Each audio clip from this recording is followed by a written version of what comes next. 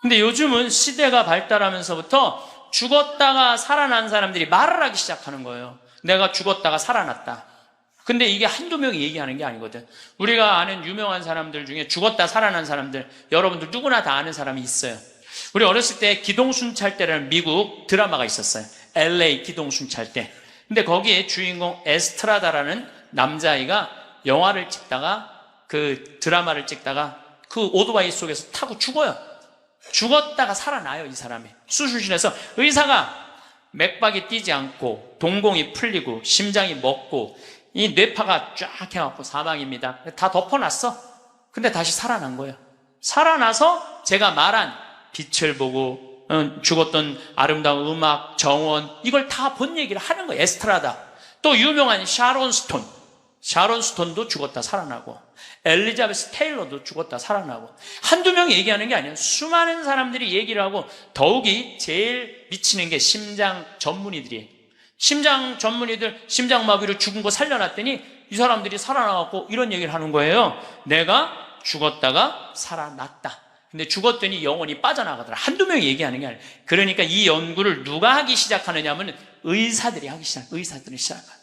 최근에 연구 결과는 2주 전에 영국 사우스 햄프턴 대학의 샘 파니아 박사팀이 4년 동안 죽은 사람 2060명, 죽었다 살아 돌아온 사람들 2060명을 대상으로 연구를 했어요. 그랬더니 그 사람들이 대개 죽었다가 살아 돌아온 사람들 이런 얘기를 하는 거예요. 완전히 교통사고 나갖고 실려서 병원에 갔어. 그래갖고 완전히 계속 눈 감고 이제 계속 심장 이걸 했어. 그러고 살려냈어. 근데 살아난 사람이 핸대는 소리가, 나는 여기 들어와갖고 이 응급실에 들어와갖고 내 영혼이 빠져나갔다. 그래서 당신 나 지금 막 이걸 하는데 내가 뒤에 가서 보니까 당신 목에 점 있는 거 내가 봤다. 이 사람은 한 번도 이 의사를 본 적이 없는데 미치는 거죠. 옆에 간호사가 하는 얘기, 병원에 무슨 수술 도구 옆에 있는 얘기, 이 사람도 한 번도 본 적이 없는 사람인데 이 연구를 해보니까 이런 일들이 벌어지는 거예요. 영상을 라디오처럼 편하게 틀어놓고 들으셔도 좋습니다. 구독과 좋아요, 알람 설정 꾹 눌러주세요. 황창현 신부님의 행복 특강 지금 바로 시작합니다. 믿는 사람은 누구나 사람의 아들 안에서 영원한 생명을 얻게 하려는 것이다. 하느님께서는 세상을 너무나 사랑하신 나머지 외아들을 내주시어 그를 믿는 사람은 누구나 멸망하지 않고 영원한 생명을 얻게 하셨다. 하느님께서는 아들을 세상에 보내신 것은 세상을 심판하시려는 것이 아니라 세상이 아들을 통하여 구원을 받게 하시려는 것이다. 아들을 믿는 사람은 심판을 받지 않는다. 성부와 성자와 성령의 이름으로. 참 예수님, 네, 반갑습니다.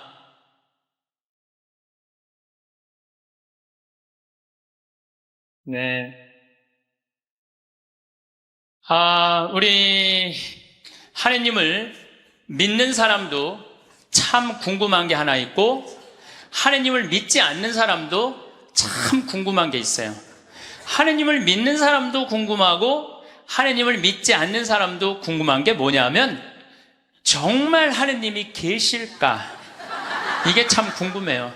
멀쩡하게 하느님 믿는 사람들 어느 날 갑자기 이런 생각이 들어요. 아니, 내가 성서 말씀대로 하느님이 시키는 대로 다 하고 살았는데 오른뺨을 때리면 다른 뺨을 돌려대고 속옷을 달라고 그러면 겉옷을 주고 1000걸음을 가달라고 그러면 2000걸음을 가달라고 그랬는데 이게 세상 논리로 맞아요? 세상 논리로는 안 맞잖아요. 근데 예수님이 그렇게 하라고 그랬잖아요. 내가 손해보는 것 같으면서도 예수님이 그렇게 시키니까 나중에 예수님이 다 보상해 주실 거니까 그래서 참고 살았어. 그런데 어느 날 갑자기 천장을 보면서 이런 생각이 들어요. 이거 내가 헛고생하는 거 아닌가. 만약에 죽었는데 하느님이 안 계시면 어떻게? 안 계시면 어떻게? 여러분들, 아니 그렇게 열심히 참고 살았는데 하느님 안 계시면 어때요? 여러분들보다도 더 억울한 사람이 있어요. 우리 신부들이에요.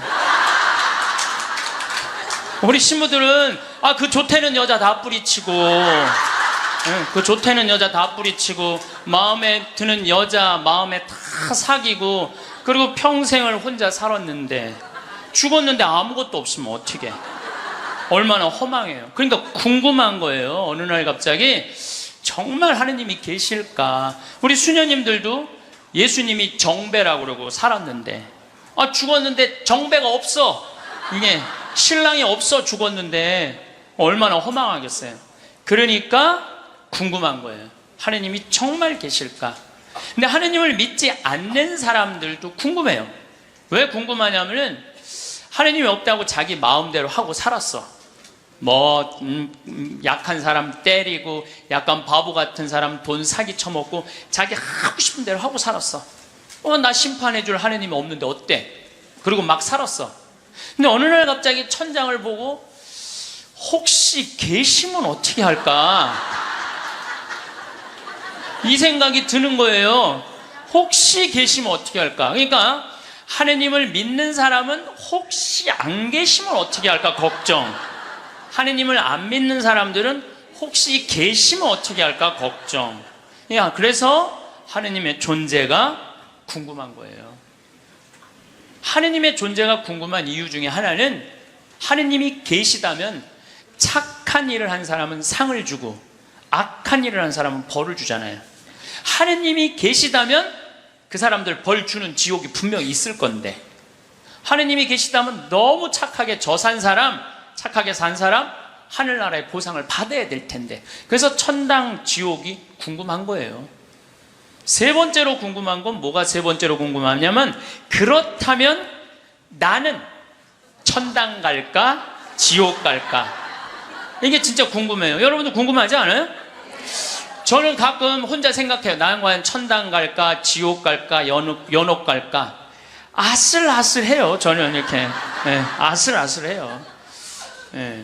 근데 만약에 죽었던 아버지가 땅에다가 묻어놓고 1년 있다가 무덤을 탁 열고 툴툴 털고 오셔서 야 내가 죽어봤더니 천국이 있더라. 가보니까 너무 좋더라. 꽃도 아름답고 정원도 아름답고 향기도 좋고 음악도 아름답고 그냥 사람들도 착한 사람들 모여 사니까 너무너무 행복하더라. 이렇게 말해주면 얼마나 좋겠어요. 죽은 아버지가 1년 만에 살아 돌아와갖고 연옥은 그 훈련 받는 데는데 그 보통 쉽지가 않더라. 훈련 받는데 보니까 너무 힘들고 고통스럽더라. 지옥은 갈 데가 못 되더라. 이렇게 얘기해 주면은 얼마나 좋겠어요.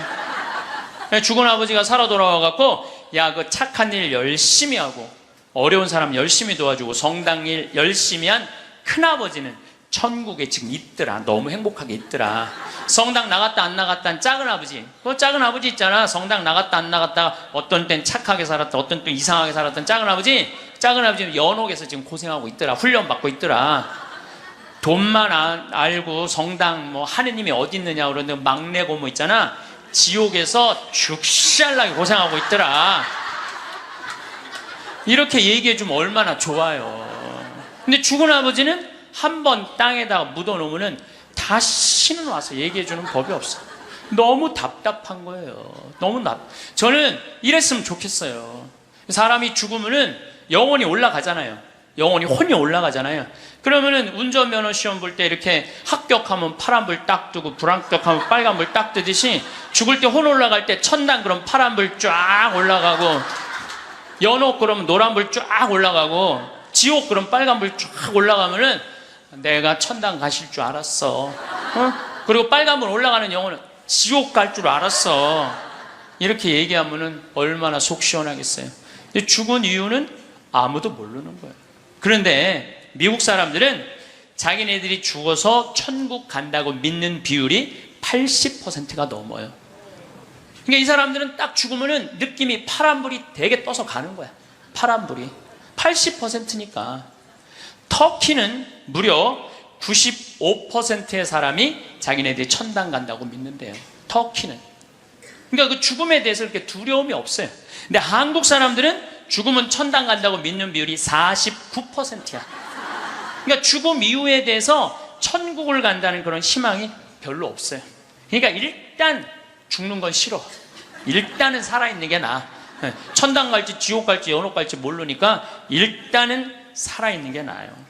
오죽하면은 저승의 정승보다 이승의 개가 낫다고 그러겠어요. 그러니까 한국 사람들은 참 죽는 거 싫어해요. 그러니까 어떻게 해서든지 살아있는 게 나아.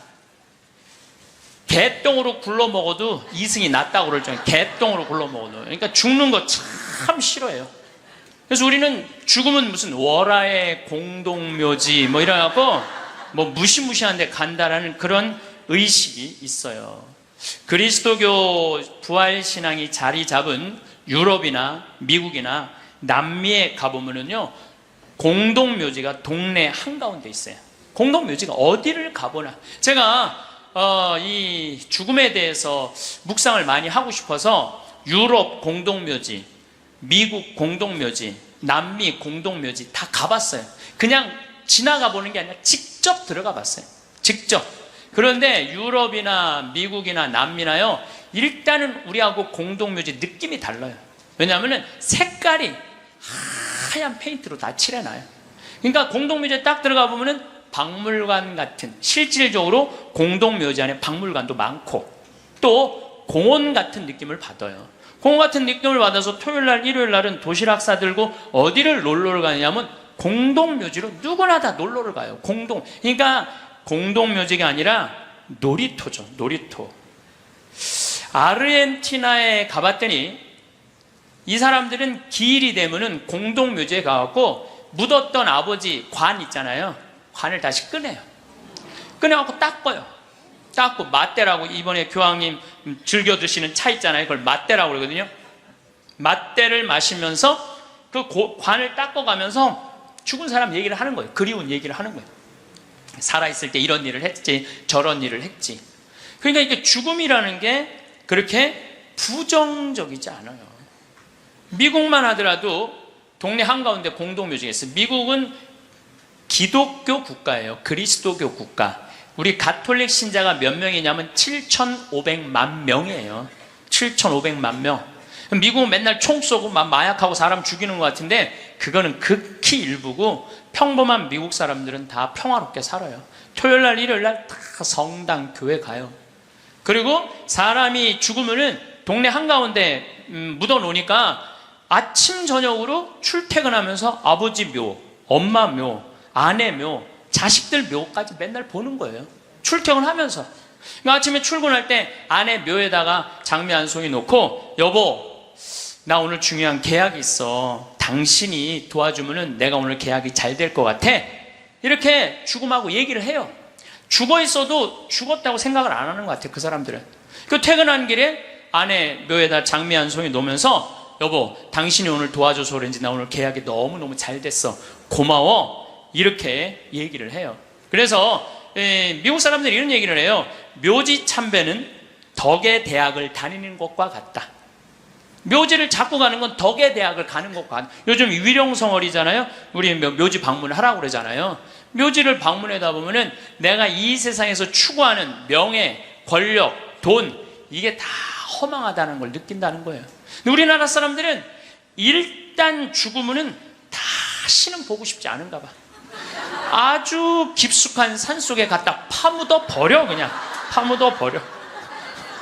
파묻어 버려요.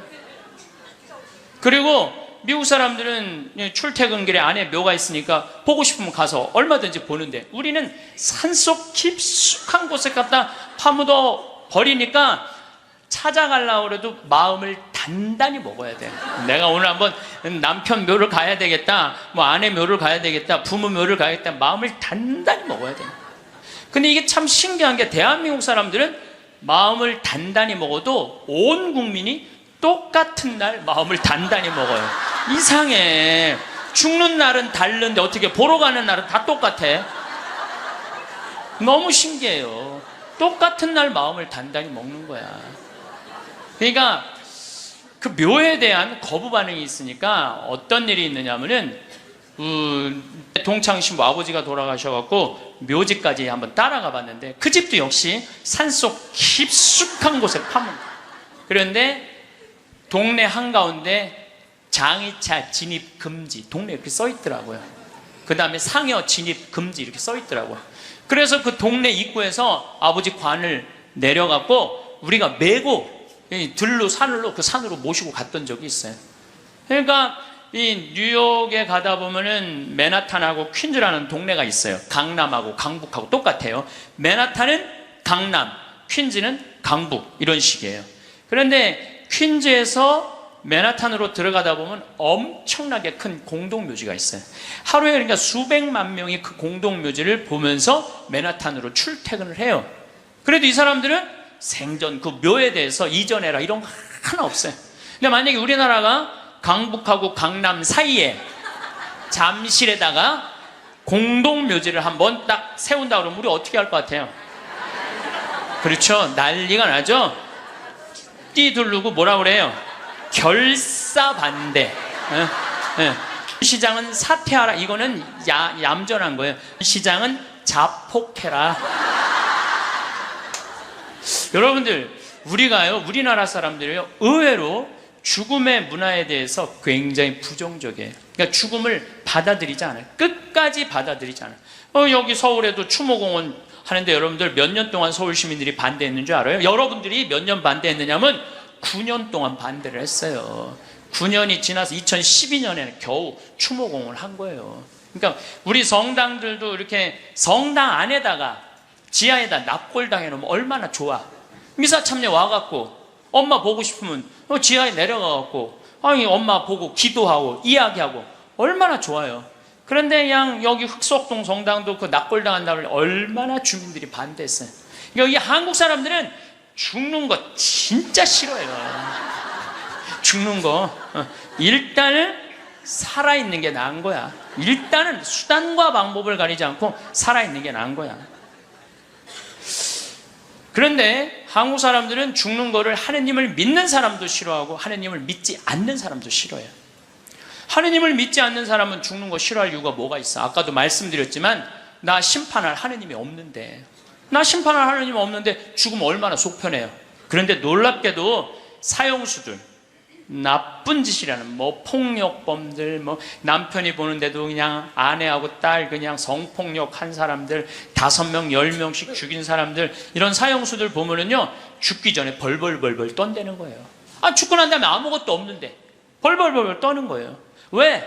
자기가 사형을 받은 걸로 끝나는 게 아니라는 거야. 이 사람 생각에는 내가 정말로 씻을 수 없는 죄를 졌는데, 죽었고 난 다음에 하느님이 있어갖고 나를 심판해갖고 지금도 괴롭지만 죽어서 영원히 꺼지지 않는 불 속에 던져지면 어떻게 하나, 이런 두려움이 있대요. 그래서 그 사형수들을 보면 그렇게 나쁜 짓 뻔뻔하게 하다가도 죽을 때 보면 벌벌벌벌 떤다는 거예요. 그러니까 사형수가 이제 교수대 올라가면서 막 교수대 이제 올라가는데 계단이 삭아갖고 계단 밑으로 팍 떨어진 거야. 이 사형수가 한다는 소리가 하마터면 죽을 뻔했네. 죽기 직전까지 죽기 싫은 거예요. 죽기 직전까지 어떻게 해서든지 살아있고 싶은 거, 어떻게 해서든지 살아있고 싶은 거예요. 왜 이 사람이 바로 죽음을 앞두고도 죽음을 벌벌벌벌 떠느냐면, 죽고 난 다음에 사형은 아무 문제가 없다는 거예요. 죽고 난 다음에 그 다음에 내가 하느님 앞에 가갖고 혹시 하느님이 계시면 어떻게 해? 그래갖고 그분이 나의 모든 죄를 묻어서 영원히 꺼지지 않는 불 속으로 떨어지면 어떻게 하냐 이거야. 그러니까 죽기 직전까지도 그냥 계단에 떨어지고, 어차피 1분 후에 죽을 건데도 그냥 하마터면 죽을 뻔했네. 그런데 믿는 우리들도 죽는 게 싫어. 한국에 믿는 사람들, 이거 설문조사 한 거예요. 한국에 믿는 사람들도요, 자기가 천국에 갈 거라고 믿는 비율이 50%가 안 넘어요. 왜 믿는 사람들은 죽는 게 싫어? 아는 게 병이야. 천당, 지옥 있다는 거 교리로 다 알아. 그런데 내가 가만히 생각해보니까 본당 신부 미워하고, 형제들 굶었을 때 모른 척하고, 성당 다니기 싫어갖고 그냥 냉담하고 그냥 못된 짓 한 거, 이거 다 알아. 그러니까 이게 천당 지옥 있는 건 알긴 아는데 내 사는 꼴을 봐서는 천당 갈 것 같지는 않아. 어디 갈 것 같아? 지옥에 갈 것 같아. 그러니까 일단은 살아있는 게 나은 거야. 아직은 여기는 천당 지옥이 결정 안 됐잖아요. 마태복음 5장 27절에 보면은 예수님이 이런 얘기를 해요. 너희들 만약에 여자를 보고 음흉한 생각을 가지면 눈알을 빼버려라 그래. 예수님 말을 해도 이렇게 살벌하게 눈알을 빼버려. 눈알을 빼라. 온몸이 지옥에 던져지는 것보다 눈알 하나 없이 천국에 가는 게 낫다. 그런 말 할 때마다 나는 너무 괴로워요. 이거 어떻게 해야 되는지. 특히 언제 괴로우냐면 이놈의 명동에 강의 올 때 괴로워. 명동에 강의 올 때. 왜냐하면 명동에 밥 먹으려고 저 먹자 골목에 나가잖아요. 그럼 아가씨들이 허벅지가 그냥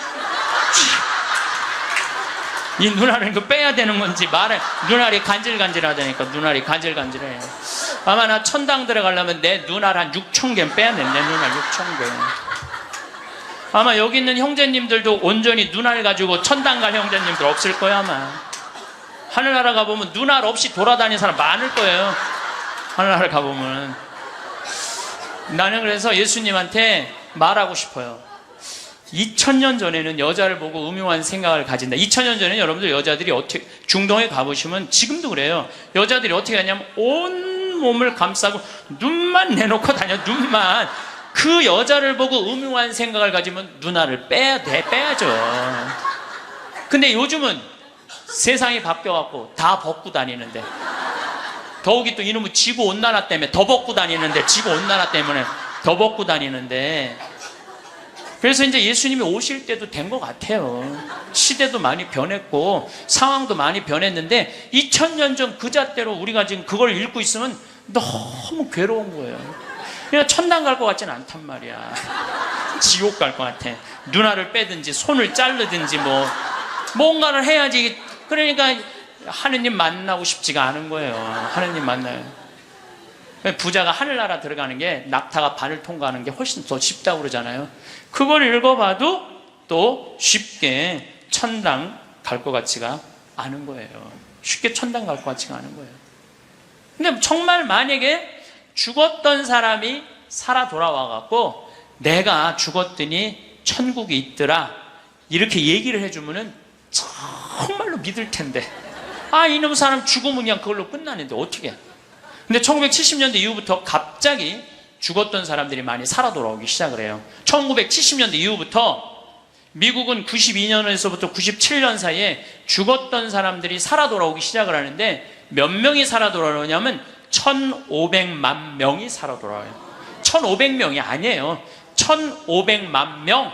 나 이게 뻥인 줄 알고 자료를 무지하게 찾아봤어요. 근데 실질적으로 엄청나게 살아 돌아오는 거예요.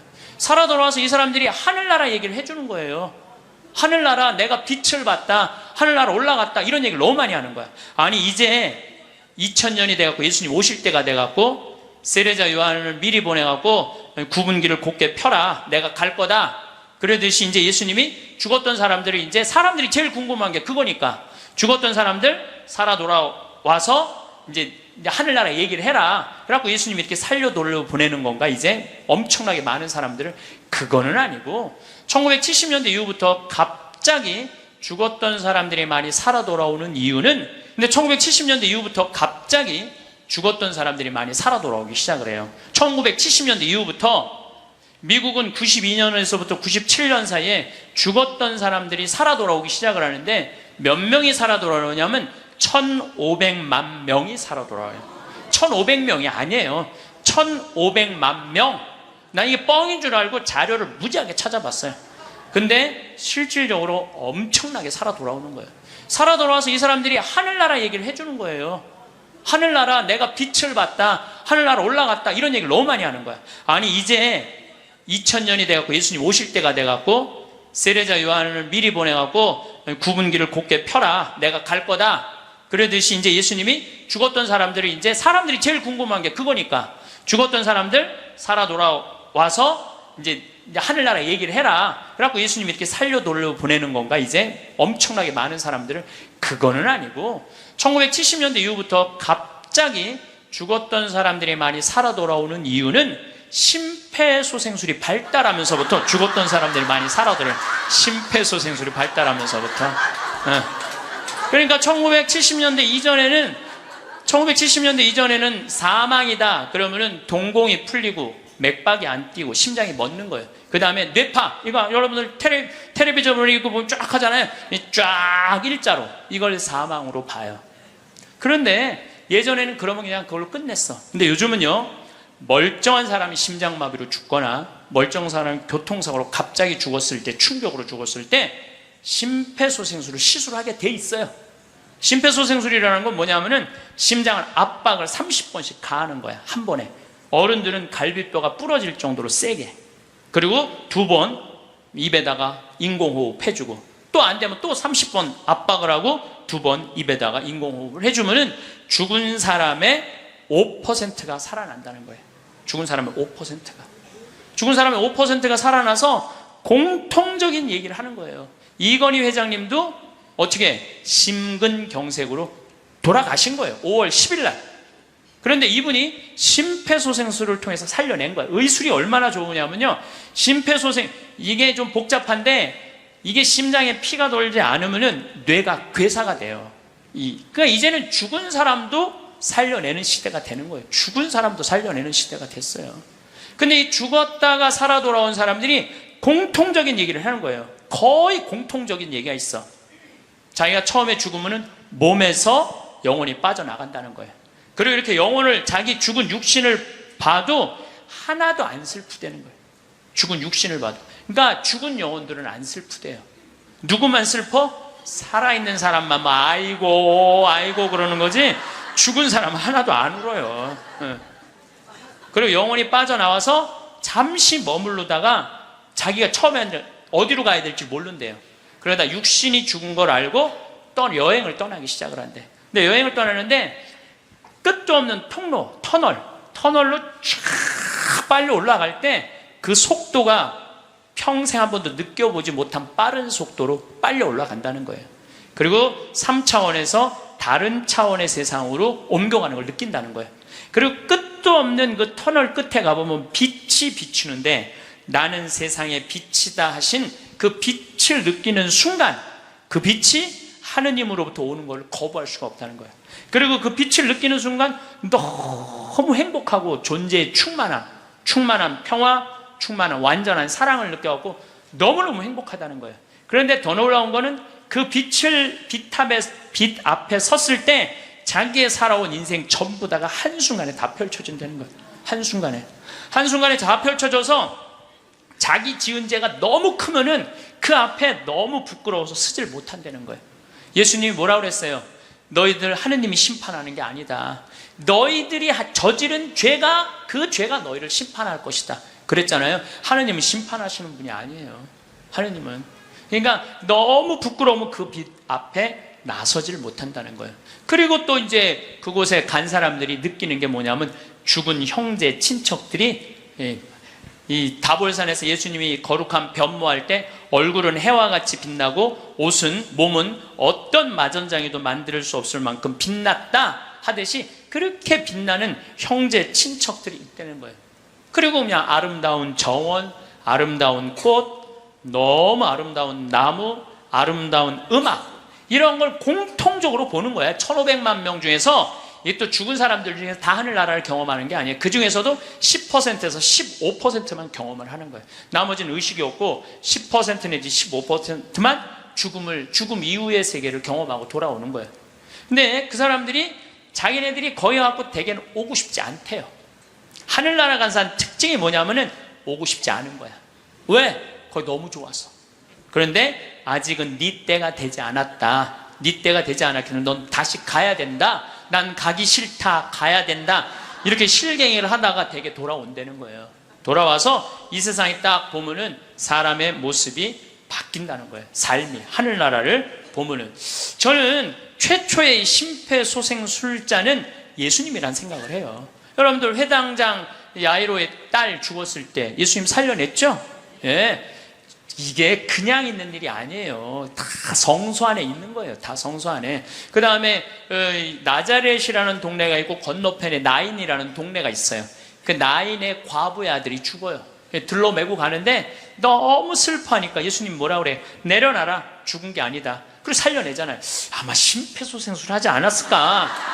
그런 생각 들어요. 그래서 멀쩡한 아들 살려내잖아요. 또 저기 나자로, 마리아 마르타 오빠 죽은 지 4일 만에 살려내요. 요즘도 뭐 4일 만에 살아난 사람, 일주일 만에 살아난 사람 많듯이 4일 만에 살려내요, 죽은 나자로를. 그러니까 최초의 심폐소생술자는 제 생각에는 예수님이라는 생각이 들어요. 근데 옛날에도 죽었던 사람들이 많이 살아났어요. 옛날에도 죽었던 사람들이 많이 살아났어. 근데 문제는 뭐냐면은 내가 강원도 평창에서 죽었다 살아났어. 그러니까 옛날에는 전화도 없고 핸드폰도 없고 아무것도 없었잖아요. 그리고 우리 동네 사는 데는 배 타고 들어왔거든요. 그 강이 있어갖고. 그러니까 그 산골짜기에서 이러는 거, 나 죽었다가 살아났다, 나 죽었다 살아났다, 그러다 그냥 죽었어. 아무도 몰라, 아무도. 근데 요즘은 시대가 발달하면서부터 죽었다가 살아난 사람들이 말을 하기 시작하는 거예요. 내가 죽었다가 살아났다. 근데 이게 한두 명이 얘기하는 게 아니거든. 우리가 아는 유명한 사람들 중에 죽었다 살아난 사람들, 여러분들 누구나 다 아는 사람이 있어요. 우리 어렸을 때 기동순찰대라는 미국 드라마가 있었어요. LA 기동순찰대. 근데 거기에 주인공 에스트라다라는 남자아이가 영화를 찍다가, 그 드라마를 찍다가 그 오토바이 속에서 타고 죽어요. 죽었다가 살아나요, 이 사람이. 수술실에서 의사가 맥박이 뛰지 않고 동공이 풀리고 심장이 멎고 이 뇌파가 쫙 해갖고 사망입니다. 다 덮어놨어. 근데 다시 살아난 거예요. 살아나서 제가 말한 빛을 보고 죽었던 아름다운 음악, 정원, 이걸 다 본 얘기를 하는 거예요. 에스트라다. 또 유명한 샤론 스톤도 죽었다 살아나고, 엘리자베스 테일러도 죽었다 살아나고. 한두 명이 얘기하는 게 아니에요. 수많은 사람들이 얘기를 하고, 더욱이 제일 미치는 게 심장 전문의들이에요. 심장 전문의들, 심장마비로 죽은 거 살려놨더니 이 사람들이 살아나갖고 이런 얘기를 하는 거예요. 내가 죽었다가 살아났다. 근데 죽었더니 영혼이 빠져나가더라. 한두 명이 얘기하는 게 아니에요. 그러니까 이 연구를 누가 하기 시작하느냐 하면 의사들이 하기 시작해요. 의사들이 시작해요. 최근에 연구 결과는 2주 전에 영국 사우스 햄프턴 대학의 샘 파니아 박사팀이 4년 동안 죽은 사람 2060명, 죽었다 살아 돌아온 사람들 2060명을 대상으로 연구를 했어요. 그랬더니 그 사람들이 대개 죽었다가 살아 돌아온 사람들 이런 얘기를 하는 거예요. 완전히 교통사고 나갖고 실려서 병원에 갔어. 그래갖고 완전히 계속 눈 감고 이제 계속 심장 이걸 했어. 그러고 살려냈어. 근데 살아난 사람이 한다는 소리가, 나는 여기 들어와갖고 이 응급실에 들어와갖고 내 영혼이 빠져나갔다. 그래서 당신 나 지금 막 이걸 하는데 내가 뒤에 가서 보니까 당신 목에 점이 있는 거 내가 봤다. 이 사람은 한 번도 이 의사를 본 적이 없는데 미치는 거죠. 옆에 간호사가 하는 얘기, 병원에 무슨 수술 도구 옆에 있는 얘기, 이 사람도 한 번도 본 적이 없는 사람들인데 이 연구를 해보니까 이런 일들이 벌어지는 거예요. 그리고 대개 죽은 사람들은 5분 동안은 영원히 그 근처에 머물러 있다는 거예요. 5분 동안. 그러니까 여러분들 주위에서 만약에 누가 죽으면요, 5분 동안 말 잘해야 돼요.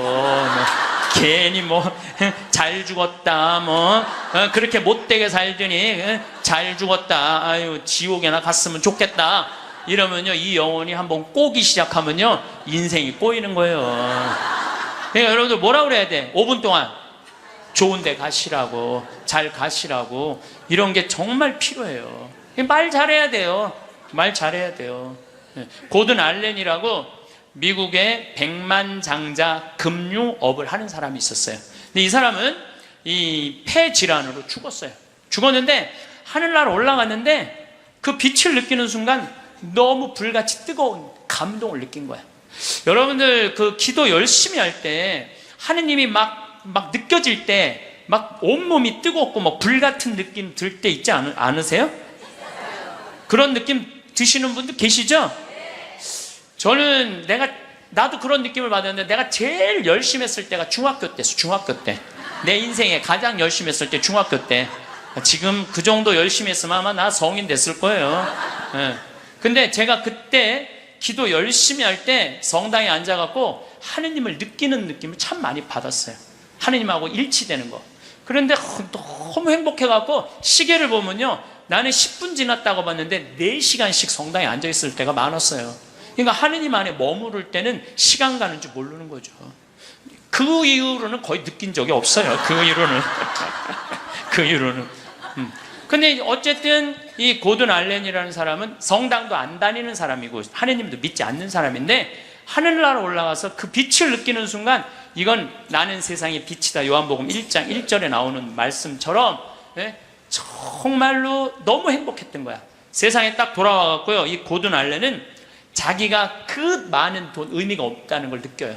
그리고 친구한테 전화를 해요. 같이 금융업을 하는 친구한테 나 그만둘 거다.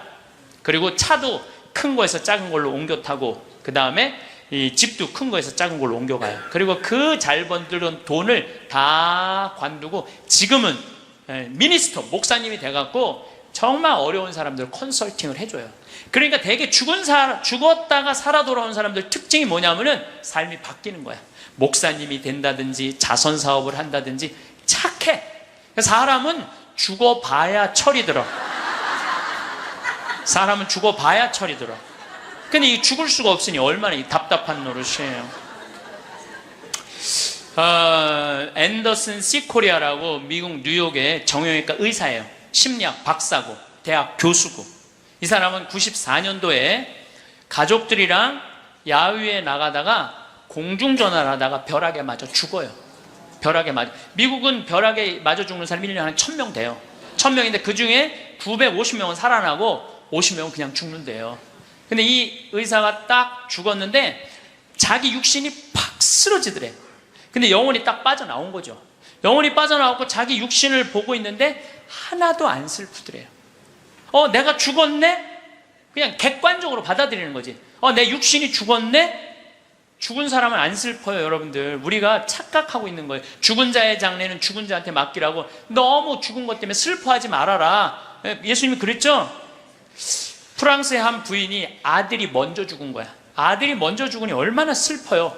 매일 울은 거야. 매일. 하루는 환시에 젊은이들이 빛을 내고 하늘나라에서 예수님하고 행진을 하는데 자기 아들만 누더기같이 젖은 옷을 입고 그 끝에 한 걸음 한 걸음 힘겹게 걷더래요. 그래서 엄마가 물어봤대요. 얘야, 너는 왜 저 젊은이들은 저렇게 빛을 내고 아름답게 예수님하고 하늘나라에서 행진을 하는데 너는 왜 그렇게 힘들게 젖은 누더기 같은 옷을 입고 힘겹게 걷느냐? 그랬더니 아들이 하는 말이, 어머니, 난 얼마든지 저들하고 같이 예수님하고 행복하게 행진을 할 수가 있다. 그런데 어머니의 눈물이 내 옷을 적셔서 내가 한 걸음도 나갈 수가 없다. 어머니의 눈물이.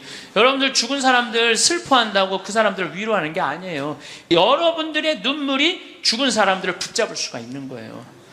남아프리카 공화국에서 12살 먹은 알도라는 소년이 교통사고로 죽어요. 엄마 아빠 앞에 타고 뒤에 4살짜리 12살짜리 알도가 교통사고 나는데, 교통사고 나는 순간 뒤에 있던 아들 둘이 바깥으로 날아가요. 날아가는데 엄마 아빠가 딱 차를 세우고, 이제 자식 없으니까, 차 뒤에 없으니까 가서 보는데 바로 앞에 4살짜리가 얼굴에 상처기만 좀 나게 있는 거야. 아유, 너 괜찮구나 그랬더니 이 친구 하는 말이, 엄마 난 이렇게 바깥에 튕겨져 나왔을 때 예수님 날 받아갖고 여기다 놨다고. 네.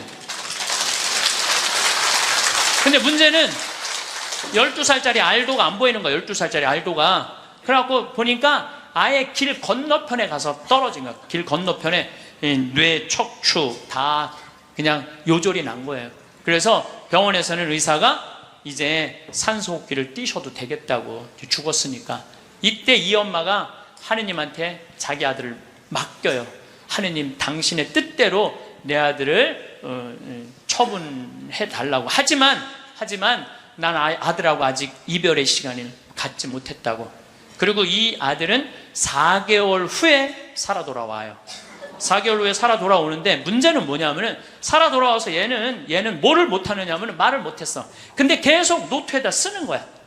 성서를 계속 쓰는 거야. 4개월 후에 돌아온 애가 성서를 계속 쓰는 거야. 성당도 안 교회도 안 다니던 애인데 성서를 계속 쓰는 거야. 너 이거 성서를 어떻게 쓰냐? 엄마, 나 죽어 있을 때 예수님 나 하늘나라 데려가고 예수님이 품에 안아서 이 성서 다 가르쳐 준 거야. 그러니까 하늘나라에서 성서를, 이런 일이 여러분들 많아요. 이런 일이 정말 많아요. 하늘나라 우리 아프리카에도 우리 가톨릭의 한 아이가 전혀 그런 걸, 성서를 모르던 아이가 예수님 현시 속에서 성서를 다 배운 애가 있어요. 내가 지난번에도 강의했어요. 여러분들은 참 고맙게도 강의에도 까먹어갖고 내가 새로 얘기할 때 항상 새롭게 들어. 우와, 우와. 너무 고마워. 참 고마워요. 네. 네, 지난번 강의 때도 내가 얘기했거든요. 아프리카에 언어도 이 아이는 예수님이 다 가르쳐줘서 언어도 다른 나라 언어 다 했다고 내가 얘기를 했어요. 예, 예, 말라위 거기. 예. 어쨌거나 얘는 하늘나라에서 예수님이 가르쳐준 거예요. 성서를 너무너무 잘 쓰는 거야. 그런데 얘가 기가 막힌 글을 하나 쓰는 거예요. 어떤 글을 쓰느냐 하면은 엄마 드웨인이라는 아이랑 안톤이라는 아이 주소를 적어줘요. 그리고 그 엄마한테 이 편지를 좀 띄워줘. 주소를 써갖고. 어떤 내용이냐면 드웨인하고 안톤은 하늘나라에서 너무너무 행복하게 잘 지내고 있는데 하늘나라에서 보니까 엄마들이 맨날 우는 거야. 엄마들이 이미 자기 자식은 하늘나라에서 행복하게 지내고 있는데 엄마들이 울고 있는 거야. 그래서 엄마 예수님이 너무 슬프대. 왜? 뭐가 슬퍼? 나는 이미 이 아이들을 구원해갖고 내 품에 안고 있는데 나의 자비를 믿지 않는 저 엄마 아빠가 너무너무 불쌍하다는 거예요. 그래서 그 주소를 줘. 근데 이 알도는 안톤을 살아생전에 만났던 적이 없는 사람이에요. 드웨인도 살아생전에 만났던 적이 없는 사람이야. 그리고 얘가 그 주소를 알 수가 없는 애야. 교통사고나고 4개월 동안 혼수 상태에 있던 아이인데. 그래서 엄마는 처음에 장난인 줄 알았대. 근데 그걸 편지를 보냈는데 정확하게 드웨인 집과 안톤 집에 편지가 도착을 하고 실질적으로 그 아이들은 그렇게 죽었다는 거예요. 이게 우리가 하느님한테 맡겨야 돼. 하느님한테 맡겨야 돼. 얘네들 외롭지 않아요. 인터넷이 발달하면서 죽었다 살아나는 사람들의 이야기가 더욱 알려지고 있습니다. 사후세계에 대한 다양한 다른 주장이 있으며 다른 시각으로 임사상태에 대한 설명도 있습니다. 사후세계 체험이 사실은 임사상태에서 발생하는 일종의 자기 착각이라는 이야기도 있죠.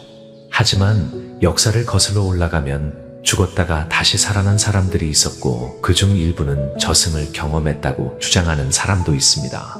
분석심리학의 창시자인 칼 융 같은 철학자들도 죽음 이후의 존재에 대해 관심을 가졌고 또한 많은 정신과 의사들이 임사체험을 통해 초월적인 영적 세계에 대한 궁금증을 해결하고자 연구에 몰두해 오고 있습니다.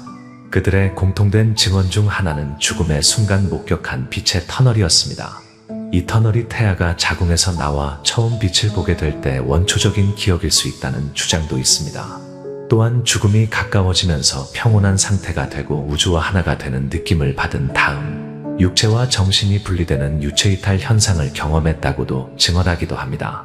뇌사 상태에서는 훈의 기능이 가장 마지막에 멈추고 가장 먼저 활성화될 수 있다고 하며 이때 눈 운동을 조절하는 뇌의 기저부와 시각 처리에 중요한 후두 피질이 활성화되어 빛을 감지할 수 있다고 합니다. 하지만 뇌의 다른 부분이 깨어나지 않아 사태를 정확하게 판단하거나 분석할 수 없으며 근육을 통제할 수 없어 눈을 뜨고 바로 깨어날 수는 없다고도 알려져 있습니다. 따라서 임사 상태에서 의식이 서서히 돌아올 때 후뇌가 먼저 눈꺼풀을 통해 들어오는 빛을 느끼고 전두엽이 이것이 이승과 저승을 관통하는 터널일지도 모른다는 생전에 학습된 정보를 끄집어내어 편집하기 시작하는 것이라고 주장하는 사람들도 있습니다. 어떤 경우에는 호흡이 중단된 후 주변 사람들이 죽은 줄 알고 담요를 덮어주자 체온으로 굳었던 사지가 풀리면서 다시 숨을 쉬게 된 경우도 있습니다. 또한 가족들이 울면서 시신을 흔드는 바람에 심장이 다시 뛰기 시작하는 경우도 있으며 관에 들어가 있다가 관이 흔들리는 바람에 심장이 뛰어 살아난 경우도 있다고 합니다. 일시적으로 몸과 마음이 매우 평온하고 육체가 가볍게 느껴지는 신비로운 체험을 하는 사람들도 있는데 몸이 식으면서 감각을 담당하는 뇌의 기능이 마비되고 일부 남아있는 인식 기능이 작동하면서 일어나는 현상이라고 합니다. 그 상태에서는 감각은 물론 고통, 공포, 두려움, 슬픔, 걱정 등을 생각하려 해도 떠오르지 않는다고 합니다. 신진대사가 멈추면서 그런 기능을 담당하는 부위가 먼저 마비되어 작동하지 않기 때문입니다. 감각인지나 생각도 에너지가 필요한데 몸이 식어가는 만큼 생각도 느려지고 시간도 늘어지는 듯한 묘한 느낌이 찾아온다고 합니다. 그래서 임사체험을 한 사람들은 죽음이 전혀 공포스럽지 않았다고 말하기도 합니다. 임사 중에 어떤 이들은 혼이 육신에서 빠져나가 누워있는 자신과 주변 사람들을 내려다보는 듯한 체험을 하기도 한다고 합니다. 이는 이미 몸이 굳어 휴지 상태로 들어가는 바람에 아직 깨어있는 의식이 분리되어 일시적으로 느끼는 현상이라고 합니다. 자신이 죽는다는 사실을 인지하고서 가사 상태에 빠지거나 의식이 깨어날 때에는 생전에 학습된 지식을 동원해 저승세계를 다녀오기도 한다고 합니다. 이때 그려지는 저승세계는 본인의 상상력에서 벗어나지 않는다는 이야기도 있습니다. 한국인이라면 검은 도포와 갓을 쓴 저승사자의 모습일 것이고, 서양인을 데리러 온 저승사자는 해골 얼굴에 검은 후드를 쓰고 큰 낫을 든 모습일 것이라고 합니다. 이러한 내용들을 참고하셔 삶의 지혜를 얻고 마음 평안을 누리시면 좋겠습니다. 오늘 영상 도움되셨다면 구독, 좋아요, 알람 설정 꾹 눌러주시고 이 영상을 소중한 분들께도 공유해주세요. 다음에 더 좋은 영상으로 찾아뵙겠습니다. 감사합니다. 동글동글 콩으로 만든 청국장 동글동글 콩으로 만든 청국장 찌개로도 먹고요 가루는 생수에도 타서 먹어요 우리 모두 건강을 챙겨봐요 생태맘 청국장 동글동글 콩으로 만든 청국장 동글동글 콩으로 만든 청국장 성필립 보생태마을 생태맘장터의 청국장 가루가 유명합니다. 구매하시면 인생 스케치 채널과는 무관하며 성필립 보생태마을의 국내외 비영리 활동에 도움이 됩니다.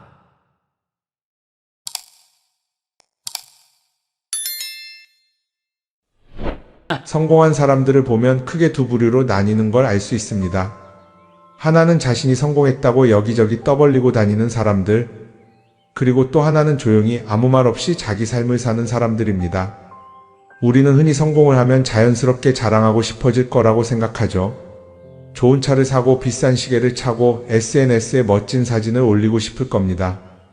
왜냐하면 그렇게 하면 남들이 나를 더 인정해 줄 거라고 믿으니까요. 하지만 현실은 그렇지 않습니다. 오히려 진짜 성공한 사람들은 그렇게 행동하지 않습니다. 왜냐하면 보여줄 필요가 없기 때문입니다. 돈이 많다고 높은 자리에 있다고 유명하다고 해서 굳이 그걸 드러낼 필요는 없습니다. 그걸 아는 사람들은 이미 알고 있고 모르는 사람들은 알 필요가 없죠. 그런데도 굳이나 성공했다고 떠드는 사람들이 있습니다. 그런 사람들은 왜 그럴까요? 간단합니다. 그 사람들은 사실 그렇게까지 성공한 게 아니기 때문입니다. 우리는 종종 SNS에서 성공한 사람들을 봅니다. 해외여행을 가고 고급 레스토랑에서 밥을 먹고 멋진 차를 타고 다니는 모습? 그런데 가만히 보면 그런 걸 보여주는 사람들은 언제나 뭔가를 팔고 있습니다. 강의를 팔든 자기 브랜드를 홍보하든 아니면 단순히 자기 자존감을 유지하려고 하든 간에 결국 목적이 있는 거죠. 진짜 부자들은 그렇게 하지 않습니다. 오히려 조용히 아무도 모르게 자기 일을 합니다. 왜냐하면 자랑해서 얻을 게 없기 때문입니다. 오히려 괜히 잘난 척했다가 사람들에게 이용당하거나 시기와 질투를 받거나 쓸데없는 오해를 사는 게 더 피곤합니다. 이건 단순한 돈 이야기가 아닙니다. 사회적인 성공을 이룬 사람들도 마찬가지입니다. 진짜 실력 있는 사람들은 자기 실력을 굳이 떠벌리지 않습니다. 왜냐하면 그럴 필요가 없으니까요. 자기 분야에서 최고라면 사람들이 먼저 알아서 찾아옵니다. 반대로 실력이 부족한 사람일수록 자기를 포장하려고 애씁니다. 우리가 흔히 듣는 말이 있죠. 빈수레가 요란하다. 이 말이 괜히 있는 게 아닙니다. 정말 내실이 있는 사람들은 굳이 시끄럽게 굴지 않습니다. 반대로 겉만 번지르르한 사람들은 자기가 얼마나 대단한지 떠들고 다닙니다. 이걸 좀 더 현실적인 예로 들어볼까요? 동창회에 나가면 꼭 이런 사람이 있습니다. 옛날에는 별거 아니었는데 갑자기 잘 됐다고 나타나서 자기가 얼마나 성공했는지 자랑하는 사람. 처음에는 다들 와 대단하다 하고 들어주지만 시간이 지나면 어떨까요? 대부분 속으로 이렇게 생각할 겁니다. 저 사람 뭐 저렇게까지 티를 내? 결국 그런 사람은 점점 멀어지게 됩니다. 반면에 정말 성공한 사람들은 조용합니다. 굳이 자기가 어떻게 살고 있는지 설명하지 않죠. 그런 사람들은 오히려 주변에서 먼저 알아보고 자연스럽게 존경을 받습니다. 그게 진짜 성공입니다. 그럼 우리는 어떻게 해야 할까요? 내가 뭔가를 이루었을 때 굳이 남들에게 알릴 필요가 있을까요? 물론 가까운 사람들에게 좋은 소식을 전하는 건 좋습니다. 하지만 굳이 모든 사람들에게 나 이렇게 잘 살고 있어요 하고 알릴 필요는 없습니다. 그런 행동은 결국 나에게 득이 되지 않습니다. 성공이라는 건 원래 조용한 겁니다. 내가 잘 되고 있으면 주변 사람들이 자연스럽게 알게 됩니다. 굳이 내가 말하지 않아도 내 행동과 태도에서 묻어나오게 되어 있습니다. 그러니 굳이 보여주려고 애쓰지 마세요. 오히려 그게 더 진짜 성공한 사람의 태도입니다. 사람은 사회적 동물이라고 하잖아요. 혼자 살아갈 수 없고 결국 사람과의 관계 속에서 기쁨도 얻고 때로는 상처도 받습니다. 그런데 한 가지 생각해 볼 게 있어요. 우리가 정말 인간관계가 필요해서 맺고 있는 걸까요? 아니면 그냥 그래야 한다고 배워서 어쩔 수 없이 유지하고 있는 걸까요? 어릴 땐 친구 많으면 좋다고 하죠. 사회생활에서도 인맥이 중요하다는 말을 많이 합니다.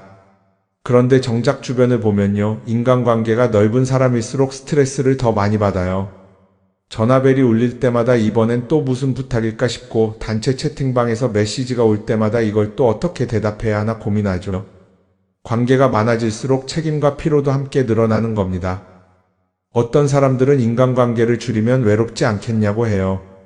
그런데 가만히 생각해보면 진짜 외로움을 느끼는 순간이 언제인지 아세요? 오히려 불필요한 인간관계 속에 있을 때입니다.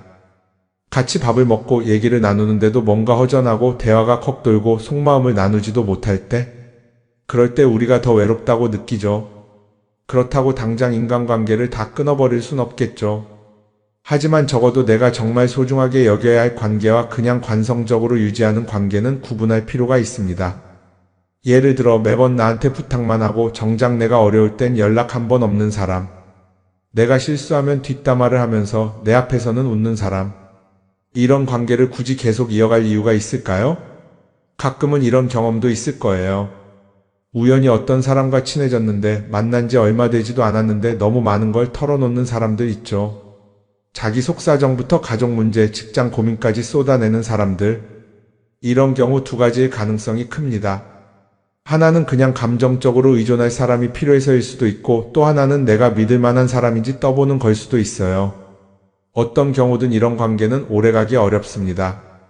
사실 친밀함이라는 건 시간이 필요한 법이에요. 적당한 거리를 두고 천천히 서로를 알아가야 하는데 초반부터 급격하게 가까워진 관계는 쉽게 무너지는 경우가 많습니다. 처음엔 친하다고 생각했는데 어느 순간 사소한 일로 틀어지고 결국 남보다 못한 사이가 되는 거죠. 그러면 인간관계를 어떻게 해야 할까요? 답은 간단합니다. 억지로 맺지 말고 굳이 유지하려고도 하지 않는 거예요. 내가 편한 관계라면 자연스럽게 이어질 것이고 그렇지 않다면 서서히 멀어질 겁니다. 그리고 그걸 억지로 붙잡지 않아도 괜찮습니다. 관계를 유지하는데 에너지를 쓰기보다는 정말 소중한 관계에 집중하는 게 더 낫지 않을까요? 어떤 사람은 내가 인간관계를 줄이면 나중에 나 혼자 남는 거 아니냐 걱정하기도 해요. 그런데 생각해보면요, 진짜 나를 위하는 사람은 많지 않아요. 인간관계를 줄인다고 해서 완전히 혼자가 되는 게 아닙니다. 오히려 불필요한 관계를 정리하고 나면 남아있는 관계들이 더 단단해지고 가치 있게 느껴질 겁니다. 예전엔 인맥이 자산이라는 말을 많이 했어요. 그런데 요즘은 꼭 그렇지도 않죠. 오히려 불필요한 인간관계가 많으면 그게 짐이 될 수도 있어요. 적당한 거리, 적당한 선. 이걸 잘 지키는 게 결국엔 가장 편한 인간관계를 유지하는 방법 아닐까요? 한번 곰곰이 생각해 보세요. 지금 내 주변에 있는 사람들 중에서 내가 정말 편하게 만날 수 있는 사람이 몇 명이나 되는지, 내가 억지로 맞춰주고 있는 관계는 없는지. 관계를 줄이면요, 외로워지는 게 아니라 오히려 더 자유로워집니다. 그리고 자유로워진 만큼 내 인생에서 정말 중요한 것에 집중할 수 있게 됩니다. 인간관계 너무 많은 걸 신경 쓰다 보면 정작 중요한 걸 놓칠 수 있어요. 그러니까 이제는 한 번쯤 정리해보는 것도 나쁘지 않을 겁니다. 사람들이 돈을 많이 벌고 싶어 하는 이유가 뭘까요? 단순히 돈이 많으면 좋으니까? 물론 그것도 있겠지만 사실 돈을 원하는 진짜 이유는 더 나은 삶을 살기 위해서겠죠. 그런데 문제는 돈을 많이 번다고 해서 반드시 삶이 나아지는 건 아니라는 겁니다. 오히려 더 많이 벌수록 더 많이 쓰게 되는 경우가 많아요. 가끔 이런 생각해 본 적 없으세요? 예전에는 돈이 지금보다 훨씬 적었는데 이상하게 그때가 더 여유로웠던 것 같다. 왜 그럴까요? 사실 우리가 원하는 건 돈 그 자체가 아니라 돈을 통해 얻을 수 있는 자유인데 돈을 벌면 벌수록 그 자유를 잃어버리는 경우가 많아요. 더 좋은 차, 더 좋은 집, 더 좋은 옷을 사면서 점점 더 많은 돈이 필요해지고 결국엔 돈을 벌기 위해 또다시 일해야 하는 악순환에 빠지게 되는 거죠. 한번 생각해 봅시다. 우리가 정말 필요해서 뭔가를 사는 경우가 얼마나 될까요? 필요해서라기보다는 남들이 가지고 있으니까 없어 보이기 싫으니까 혹은 그냥 기분 전환을 위해서 소비하는 경우가 훨씬 많아요. 그리고 그런 소비를 할 때마다 스스로 이렇게 합리화를 하죠. 이 정도는 나를 위한 투자야. 그런데 가만히 보면 그 소비가 진짜 나를 위한 소비인지 아니면 그냥 사회가 만든 기준에 끌려가고 있는 건지 헷갈릴 때가 많습니다. 예를 들어 예전에는 스마트폰 하나면 충분했는데 이제는 스마트워치도 있어야 하고 무선 이어폰도 필요하고 태블릿도 있어야 할 것 같고 하나를 사면 또 다른 무언가가 필요해지는 시기예요. 사실 이건 우리가 그렇게 만들어진 겁니다. 광고도 그렇고 SNS도 그렇고 자꾸 우리에게 이렇게 말하죠. 이걸 사야 더 행복해질 수 있어요. 그런데 정작 그걸 사고 나면 어때요? 처음 며칠은 좋죠. 그런데 시간이 지나면 또 다른 걸 사고 싶어져요. 왜냐하면 물건이 우리를 오래 행복하게 만들어주지는 않거든요. 특히 요즘은 SNS가 이런 소비 심리를 더 부추기는 것 같아요. 예전에는 친구들끼리 만나서 나 새로 샀어 하고 자랑하는 게 전부였는데 이제는 SNS에 올리면서 전 세계 사람들에게 보여주잖아요. 그러다 보니까 남들도 다 뭔가를 사서 올리고 나도 따라해야 할 것 같은 기분이 드는 거예요. 그런데 중요한 건 그 사람들도 사실은 나와 똑같은 기분이라는 겁니다. 내가 남을 부러워하는 만큼 나도 누군가에게 부러움을 사려고 애쓰고 있는 거죠. 결국 끝없는 비교와 소비 속에서 진짜 중요한 걸 놓치게 되는 겁니다. 한번 이렇게 생각해보면 어떨까요? 만약 내가 지금부터 딱 1년 동안 불필요한 소비를 하지 않는다면 내 삶이 어떻게 변할까? 아마 처음에는 답답할 수도 있어요. 사고 싶었던 걸 참아야 하니까. 그런데 그걸 몇 번 참고 나면 어느 순간 깨닫게 될 겁니다. 내가 굳이 이걸 안 사도 괜찮네? 그렇게 불필요한 소비가 줄어들면 자연스럽게 돈이 쌓이겠죠. 그런데 돈이 쌓이는 것보다 더 중요한 게 있어요. 바로 마음의 여유가 생긴다는 겁니다. 돈을 쓰지 않는다고 해서 불행해지는 게 아니라 오히려 소비로부터 자유로워지면서 진짜 행복을 찾을 수 있어요. 물론 이걸 실천하는 게 쉽지는 않겠죠. 우리 주변에는 소비를 부추기는 것들이 너무 많으니까요. 하지만 적어도 이런 건 해볼 수 있습니다. 뭔가를 사고 싶을 때 한 번만 스스로에게 물어보는 거예요. 이게 정말 나한테 필요한 걸까? 아니면 그냥 순간적인 욕심일까? 만약 그 질문을 던졌을 때 5초 안에 당연히 필요하지 라는 답이 나오지 않는다면 사실 그건 없어도 되는 물건일 가능성이 큽니다. 정말 필요한 건 고민할 필요도 없이 바로 떠오르거든요. 그러니까 이제는 한 번쯤 생각해 봐야 할 것 같아요. 나는 지금 내가 원하는 삶을 살고 있는 걸까? 아니면 남들이 만든 기준에 맞추기 위해 내 시간을 팔고 있는 걸까? 소비를 줄인다는 건 단순히 돈을 아끼는 게 아닙니다. 그건 결국 내 삶의 선택권을 되찾는 일이거든요. 돈을 많이 버는 것도 중요하지만 더 중요한 건 그 돈을 어떻게 쓰느냐입니다. 그리고 때로는 아무것도 사지 않는 게 최고의 선택일 수도 있어요. 우리는 요즘 SNS 없이 사는 게 거의 불가능한 시대에 살고 있죠. 아침에 눈 뜨자마자 휴대폰을 확인하고 출근길에도 SNS를 보고 잠들기 전까지도 계속 들여다봅니다. 그러면서 남들이 어떻게 사는지 보고 나도 모르게 비교하게 되고 때로는 초조해지기도 하죠. SNS에 올라오는 사진들 한번 보세요. 맛집에서 멋진 음식을 먹고 해외여행을 다니고 좋은 옷을 입고 성공한 삶을 사는 사람들. 그런데 가만히 보면 이 사람들이 정말 행복해서 저런 사진을 올리는 걸까요? 아니면 그냥 행복해 보이고 싶은 걸까요? 실제로 SNS에 가장 많이 올라오는 사진이 뭔지 아세요? 남들이 부러워할 만한 순간들입니다. 집에서 편하게 쉬고 있는 모습이나 출근길에 지친 얼굴, 어제 먹다 남은 배달 음식 사진 같은 건 잘 안 올리죠. 대신 멋진 레스토랑, 명품 가방, 고급 호텔 같은 것들이 올라옵니다. 왜 그럴까요? 결국 SNS는 보여주기 위한 공간이기 때문입니다. 여기서 중요한 게 있어요. 우리가 SNS에서 보는 건 그 사람의 삶 전체가 아니라 편집된 일부 장면이라는 겁니다. SNS는 마치 한 편의 다큐멘터리나 영화처럼 잘 꾸며진 장면들만 보여줍니다. 그런데도 우리는 그걸 보면서 아, 저 사람은 나보다 더 행복하구나 하고 착각하죠. 예를 들어 SNS에서 한 친구가 해외여행을 가서 아름다운 풍경을 찍어 올렸다고 해볼게요. 우리는 그걸 보면서 부럽다, 나도 저렇게 살고 싶다라고 생각하겠죠. 그런데 정작 그 친구는 사진을 찍고 나서도 일 때문에 스트레스를 받고 있을 수도 있고 여행 비용을 감당하느라 카드가 걱정을 하고 있을 수도 있습니다. 그 부분은 우리는 알 수가 없죠. 그런데 문제는 이렇게 남들과 비교하는 습관이 쌓이면 결국 내 삶이 초라하게 느껴진다는 겁니다.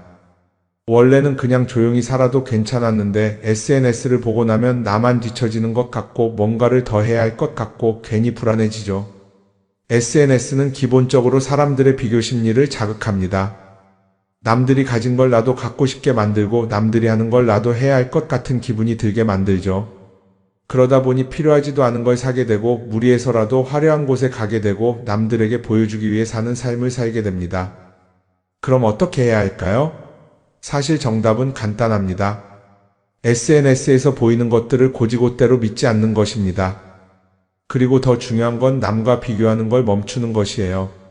어떤 사람이 비싼 차를 타고 다닌다고 해서 그 사람이 꼭 행복한 건 아닙니다. 좋은 차를 타고 다니지만 밤마다 사업 걱정에 잠 못 이루는 사람도 많아요. 반대로 대중교통을 이용하지만 마음 편하게 사는 사람도 있죠. 결국 행복은 보이는 것이 아니라 느끼는 것입니다. SNS를 덜 보면 덜 불행해진다는 연구 결과도 있어요. 하루 종일 남의 삶을 보면서 비교하는 시간을 줄이면 내 삶에 집중할 수 있는 시간이 많아지는 겁니다. SNS를 완전히 끊을 필요는 없지만 최소한 그 안에 있는 것들이 전부 진짜라고 생각하지 않는 태도는 필요합니다. 우리는 누구나 자신만의 속도로 살아가고 있어요. 남들은 남들대로 사는 거고 나는 나대로 살면 됩니다. SNS에서 남들의 화려한 모습을 볼 때마다 한 번쯤 이렇게 생각해 보세요. 이건 그 사람이 보여주고 싶은 삶일 뿐이다. 그러면 조금은 편해질 겁니다. 사람들은 다들 자기 인생을 살아간다고 생각하죠. 그런데 가만 보면 정말 자기 인생을 사는 사람이 얼마나 될까요? 많은 사람들이 사실은 남이 만들어 놓은 기준에 맞춰서 살고 있어요. 좋은 대학, 좋은 직장, 좋은 차, 좋은 집. 다들 이런 걸 목표로 삼지만 정작 내가 원하는 삶이 뭔지 깊이 생각해 본 적이 없는 경우가 많아요. 이건 어릴 때부터 교육받아온 방식과도 관련이 있어요. 우리는 어릴 때부터 이렇게 살아야 한다는 틀 안에서 자라죠. 공부 열심히 해서 좋은 성적을 받아야 하고 좋은 직장을 가져야 하고 결혼도 적당한 때에 해야 하고 마치 인생이 정해진 수순이라도 있는 것처럼요.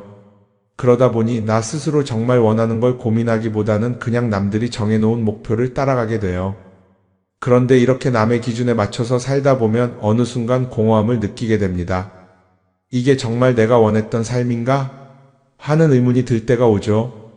어릴 땐 성적이 목표였고 사회에 나와서는 연봉이 목표였고 결혼하고 나서는 아이 교육이 목표였는데 그 목표를 이루고 나면 허무한 거예요.